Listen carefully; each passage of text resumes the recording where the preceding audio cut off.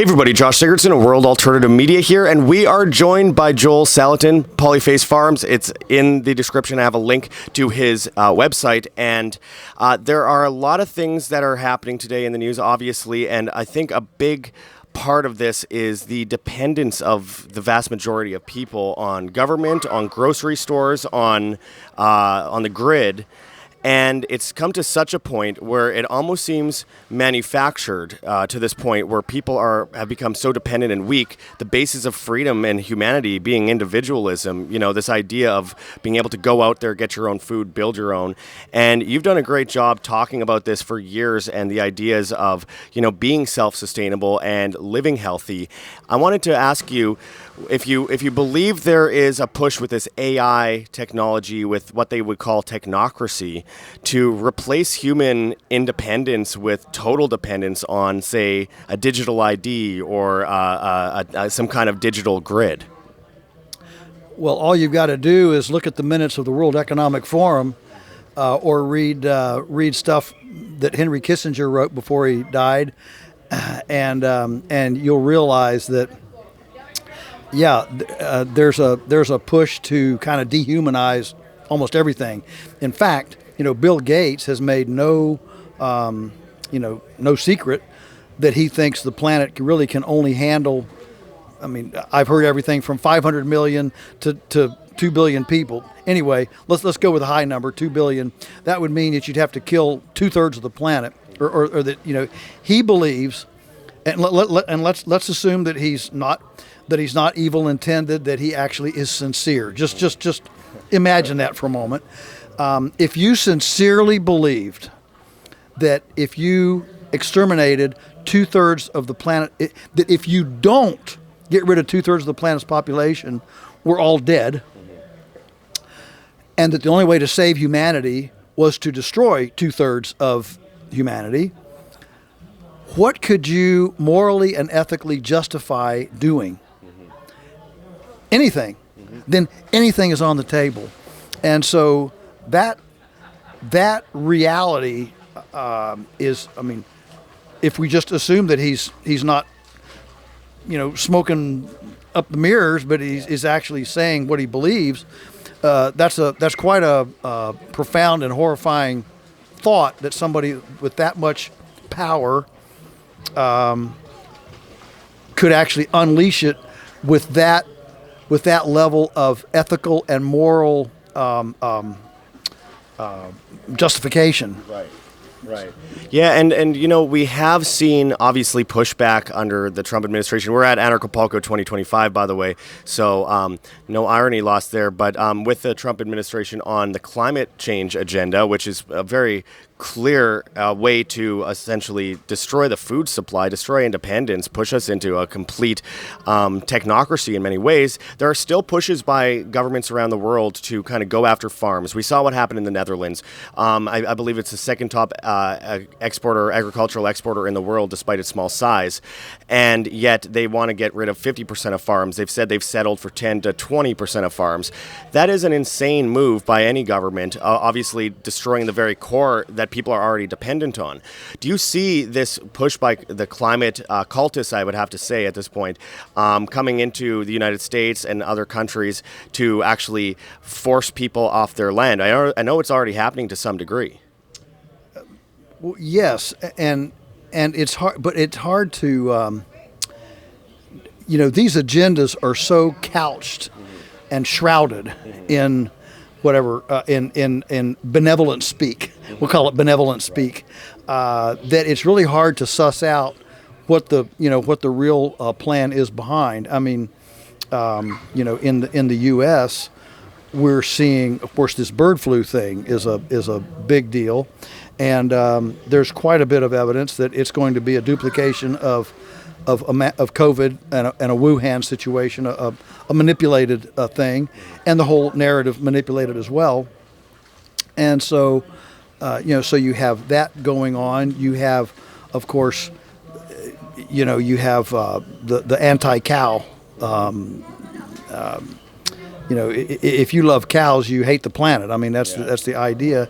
Even though there was more weight of animals in what's today the United States.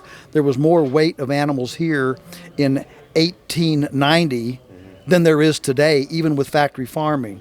So that should give everybody a little bit of pause to look at this. You know, what is behind all this? I mean, there's everything from, I mean, this has been going on a long time. The Buffalo Commons, the basically we need to get rid of people and or get people off the land. And I think it really stems from the notion that the only way to interact with the planet benevolently is to not touch it. Yeah. So it's a very anti-human. Now, the problem is that the conservatives and libertarians too often are unwilling to admit the devastation that humans have actually done on the planet. We've got a dead zone the size of Rhode Island in the Gulf of Mexico. We've got all sorts of. We've got the Ogallala Aquifer is dropping almost 2 feet a year. We're still exporting enough soil to fill a train to the moon and back and all the way back again every year. So we're on a declining trajectory. There's an old Chinese proverb that if you keep going the way you're going, you're going to end up where you're headed. And so our trajectory is not good. The question is, are we going to shift to patterns that made this abundance, this prior abundance possible, or are we going to go off into some sci-fi future with life turning into a big guinea pig experiment, where we view life as fundamentally mechanical and inanimate as opposed to biological? That's the big question facing us.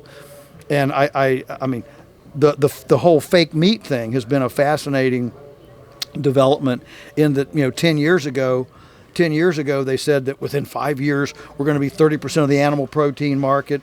Farmland's going to crash in price. Beef prices are going to crash in price. And now we are not 5 years, but 10 years down the road. And of course, we don't hear anything about cell-cultured meat and fake meat anymore, because they found out that it's really hard to duplicate kidneys, blood vessels, and livers. Yeah. Yeah, and it's entirely processed. And what I find interesting is that the all-natural vegan lobby tends to use a bunch of massively processed chemicals in order to make fake meat instead of just having meat. But one thing that concerns me about a lot of this is with the overall dependence of people, the idea of a future where there are food rations, where people are. We used to see a world where a huge amount of people farmed or at least homesteaded and produced a lot of their own food, if not all. And now we see such a small percentage, and there's so many people in cities. And if you look at every generation seems to get more and more dependent, more and more weak. I mean, one could say the same thing about your father's or your grandfather's generations above you. It seems to always kind of whittle down every generation. And one of the concerns I have is that puts people in a very dangerous spot to actually end up accepting future food rations. There was a thing called the United Nations Pact for the Future that was signed in September, and it included the idea of credit card companies working on carbon credit scores and food rations and all these different things and affecting your bank account. Do you see this as a possibility in the future, regardless of politics? Because, of course, if there is an emergency, if there's a bird flu, fear campaign, they could pretty much force anything on people. Well, they could, and that's why my campaign is to get more people on a little bit of acreage, or using their yard. The U.S. has 35 million acres of lawn, and 36 million acres housing and growing recreational horses. That's 71 million acres, which is enough to feed the entire country without a single farm. So this dystopian future and agendas and nefarious,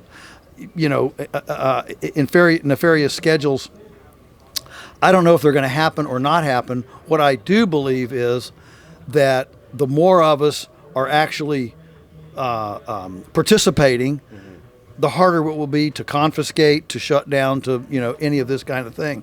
And I will tell you that for sure, when you are using real time, on location sunlight to make biomass, to make compost, and you're actually growing your food yourself.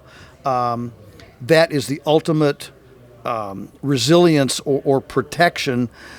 If everybody starts getting food, that's processed, and especially if it has a carbon credit or whatever, then suddenly that's a very narrow funnel for everything to come in on. The ultimate democratization of food access is a ubiquitous participation within the system. Absolutely. Now, there are links in the description, by the way, to get into his work. We'll go into that in a moment, but I want to ask you, because I have to, because you just mentioned it on stage, you talked about it, you've been questioned about this excessively, about becoming the head of the Department of Agriculture, which of course is untrue. However, the rumors out there, and I know I'm going to have comments about this, so if you don't mind explaining this again for my viewers, what actually happened with all of that. Sure. Well, what actually happened was I got a call about a month before the election if I would take some position in the USDA. I said no.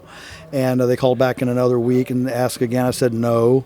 Well, my son Daniel kind of got wind of this, and he said, "Come on, Dad. You said you've been at this all your life. You should walk through this door."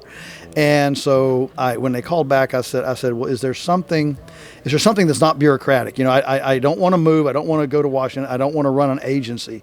But is there something where my ideas can be promulgated at a high level that's not bureaucratic?" And they said, "Well, there's these 6 advisor positions. They're not bureaucratic. They're just advisors to the secretary." And I said, "Okay, you can plug me into one of those." I haven't heard anything now for since then. And don't expect anything. I mean, who knows how many names were in that, in that pot. So, of course, what social media does, social media takes things like that. It's like the game Gossip, where you start at one end and by the time you get around, the guy that was naked and running down the road. By the time you get to the end, he's wearing a camouflage suit with an Uzi and going up an escalator, And so that's kind of the way it developed. Absolutely. Well, you've been doing so much work for so long to push back against a lot of the GMOs and Monsanto lobby, which I guess now is Bayer. And I talked to you, I interviewed you back in 2017 about that. You have continued to push for people to become entrepreneurial and actually get out on the land and actually build and start growing from there, because if you want freedom, my friends, it starts with you going out and actually starting up and doing these things.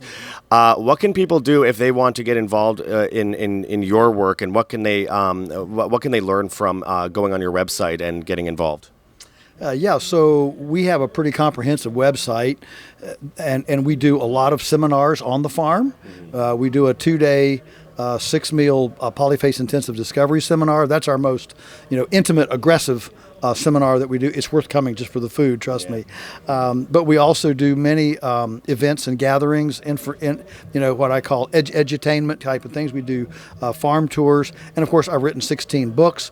We have a video course called Farm Like a Lunatic that we keep adding to every year, and so all of that is on there.